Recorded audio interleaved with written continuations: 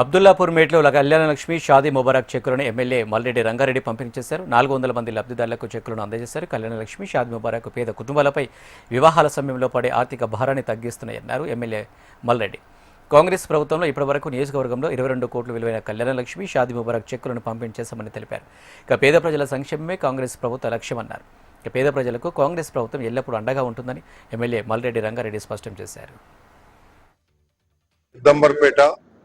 తుర్కయంజాల మున్సిపాలిటీలలో ఇప్పటికే ఈ 1.5 సంవత్సరాల్లో 18.5 కోట్ల రూపాయలు ఇచ్చి ఈరోజు మళ్ళా దాదాపు 4.5 కోట్ల రూపాయలు ఈరోజు చెక్కుల పంపిణీ. మొట్టమొదటిసారిగా అన్నిటికన్నీ ఇంకొక 50-60 తప్ప మిగతా అన్ని కూడా ఈరోజు క్లియర్ చేసినాం.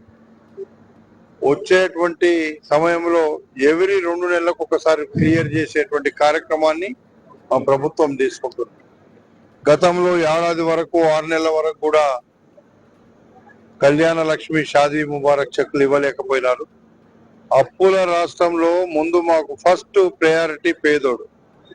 పేదోనికి ఇచ్చిన ప్రతి పథకం ఎన్ని అప్పులున్నా ఎన్ని ఇబ్బందులున్నా ఈ రాష్ట్రంలో ఉండేటువంటి ఏదున్నా ముందు పేదోళ్ళకి ఇవ్వాలి, ప్రభుత్వంలో పనిచేసే ఉద్యోగులకు ఇవ్వాలి అనేది మా లక్ష్యం.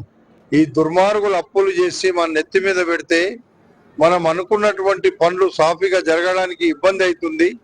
అయినా పర్వాలేదు, పేదవాళ్ళకి ఇచ్చే పథకాలు కానీ నెల నెల ఉద్యోగస్తులకు ఇచ్చేటువంటి జీతాలు కానీ ఎట్టి పరిస్థితిలో ఒక నెల ఫస్ట్ నెలకే ఇవ్వాలనే ఒక దృఢ సంకల్పాన్ని పెట్టుకొని ఈ ప్రభుత్వాన్ని నడుపుతున్న మా ముఖ్యమంత్రి గారు.